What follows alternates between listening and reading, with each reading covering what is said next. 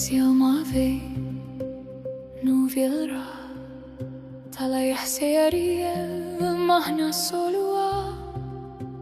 From the deep I rise once more, sovereign soul forever sure. I return to my inner sovereignty. I am whole.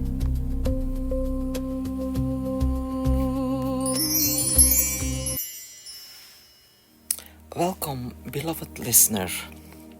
Take a breath and for a moment let the noise of the world become quiet, because what I want to share with you today is not a story about a place that disappeared into the mists of time. It is a remembrance of Avalon. And perhaps as you listen, something inside you will whisper, I do remember. According to this Akashic transmission, the song you can hear afterwards, Avalon was never simply an island lost somewhere in an ancient past. Avalon is a frequency that can awaken within a human heart. There may have been a sacred land veiled in mist somewhere around what we call Glastonbury, where priestesses walked beneath ancient skies, where healing waters flowed, and where nature was not separate from the sacred. But Avalon was never only physical. It is described as a multi-dimensional sanctuary, a meeting point between the heart of Gaia, the inner earth, etheric realms, and collective soul memory of the divine feminine. Imagine that for a moment. Not a kingdom locked away in history, but a living frequency, a field of remembrance, a blueprint waiting to be embodied again. Avalon exists in this transmission on several levels at once, as a physical vortex around Glastonbury, as an etheric city of light beneath the hills, as a soul memory carried within consciousness, even the DNA symbolically understood, of those who feel deeply connected to Earth, healing, and the ancient feminine mysteries.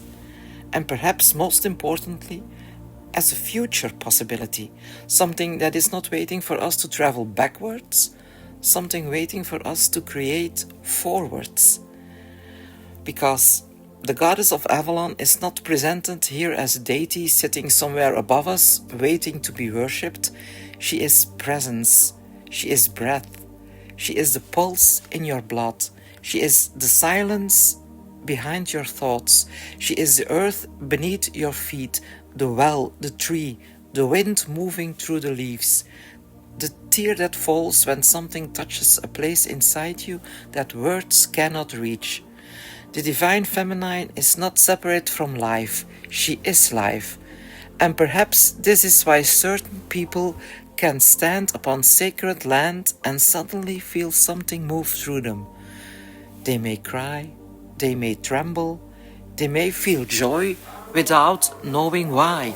They may simply stand there and think, why does this feel familiar? The Akashic interpretation would say recognition, not necessarily proof of an historical memory, not necessarily something that needs to be intellectually explained, but a resonance, a feeling that somewhere, somehow, the soul recognizes a frequency. And Avalon is said to awaken through that recognition. And then there is the water, the sacred wells and springs of Avalon. Within this transmission, these waters are described as living conduits of remembrance, carrying symbolic codes associated with Lemuria, Atlantis, and the Arcturian healing frequency. And then there is the most beautiful image of all, the tears of the goddess, preserved as liquid light. Whether you experience this literally, symbolically, or simply as poetry, there is something profound in the idea. Water remembers movement, water reflects, water receives, and human beings themselves are deeply connected to water.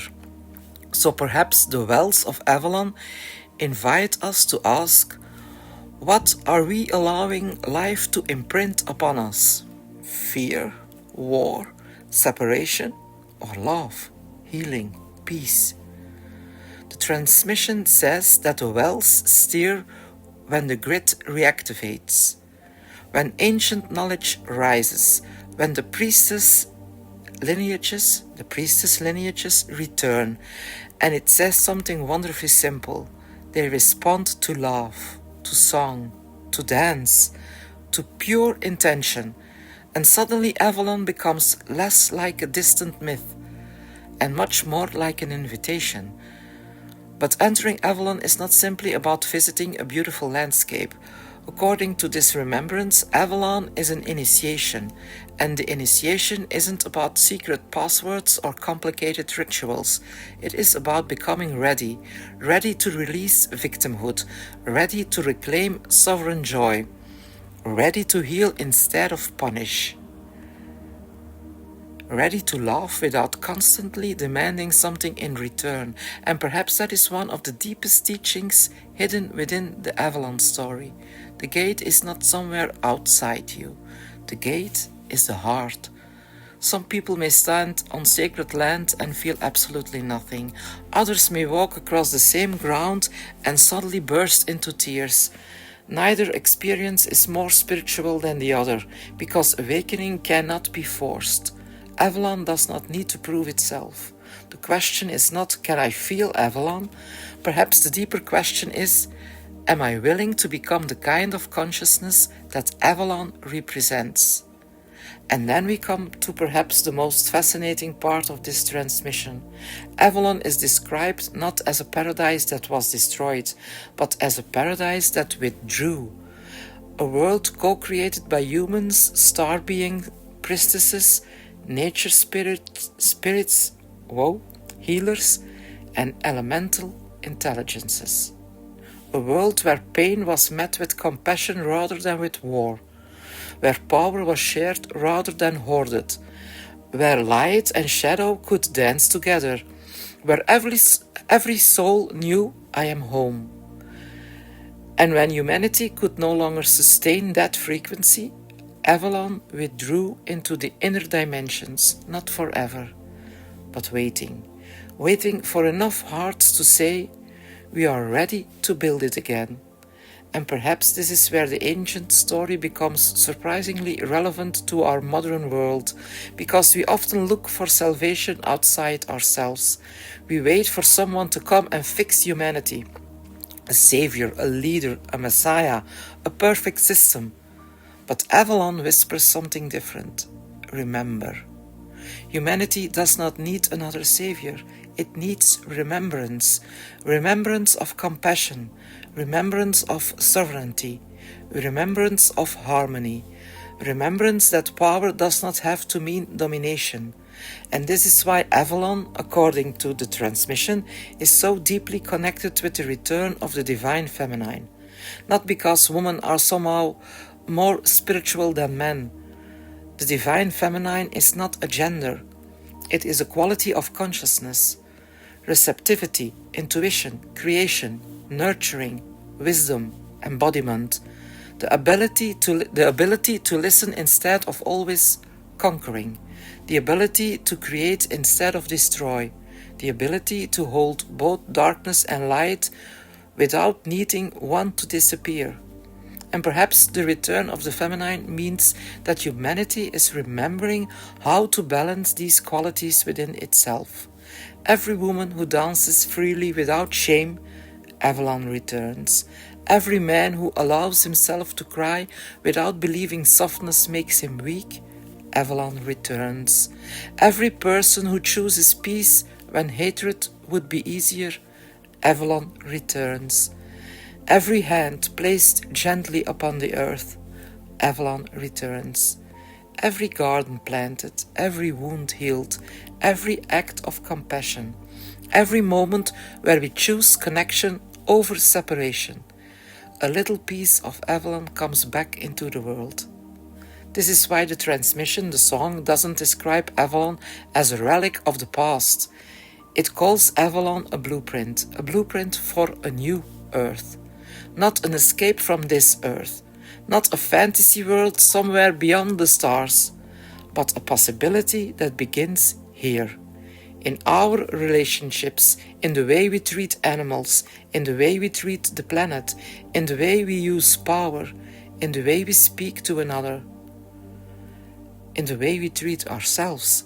Because perhaps the new earth is not somewhere we eventually arrive. Perhaps it is something we practice. One choice at a time, one heart at a time, one act of love at a time. And if you feel drawn to this frequency, the transmission offers beautiful, simple practices.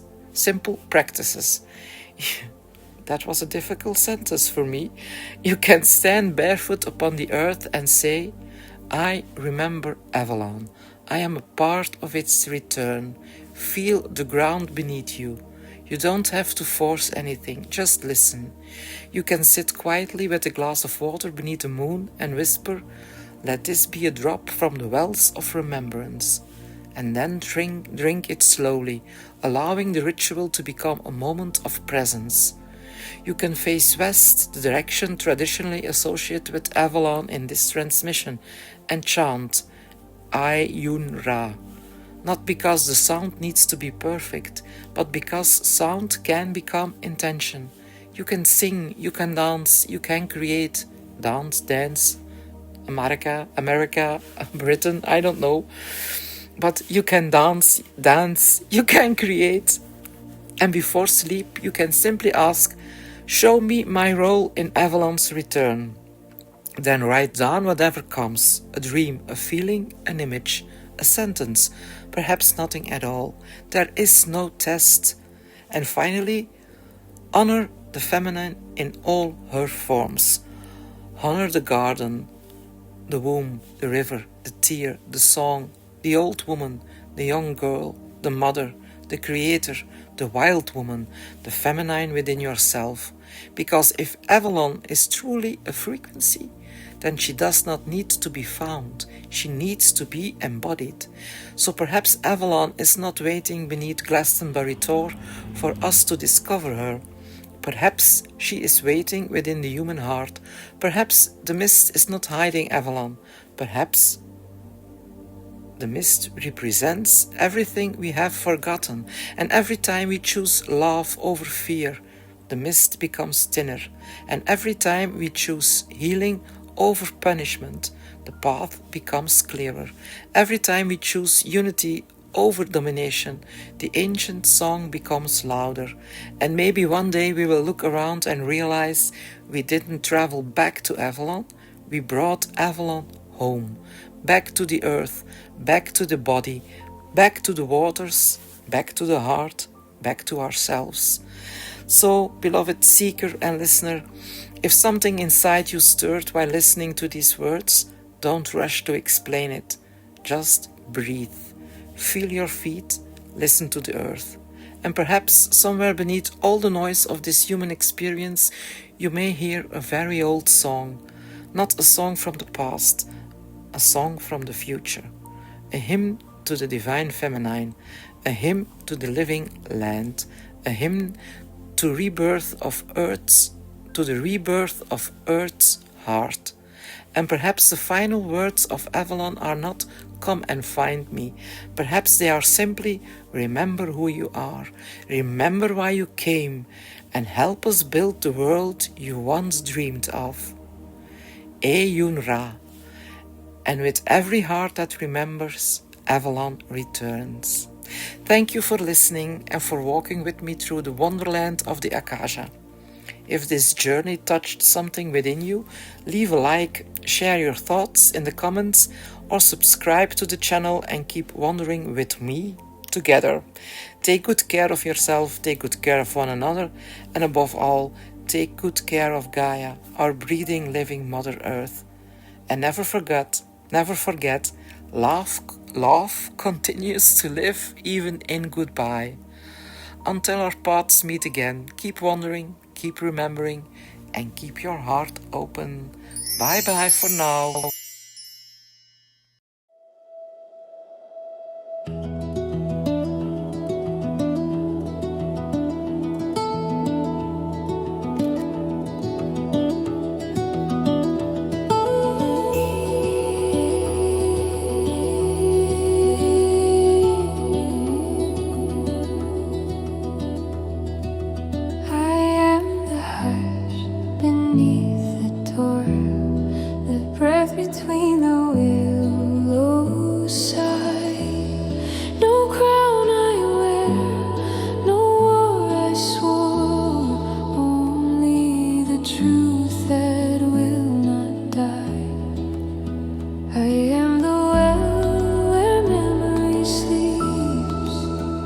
silver thread through root and stone, the vow the earth still softly keeps.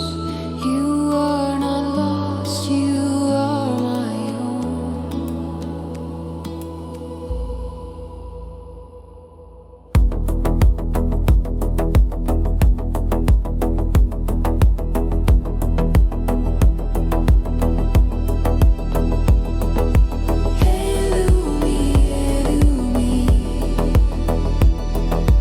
Wellspring deep arising me.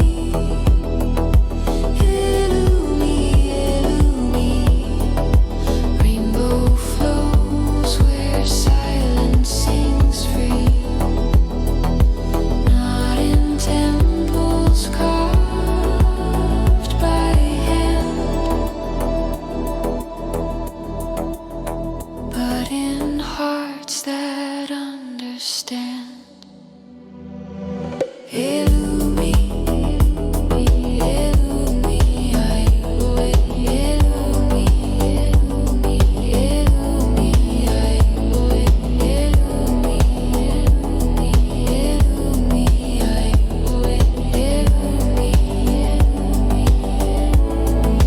I was the priestess in crystal gown, singing the grid beneath the moon. I was the mother who laid her down, so future daughters could rise in tune. I am the womb the world forgot, the tear that fed the forest floor. Now I return, remembered not by name, but by the love I bore. Who holds the key? The one who kneels without shame. Who stirs the well? The one who knows her tears are flame. Where is Avalon? Here in every heart that says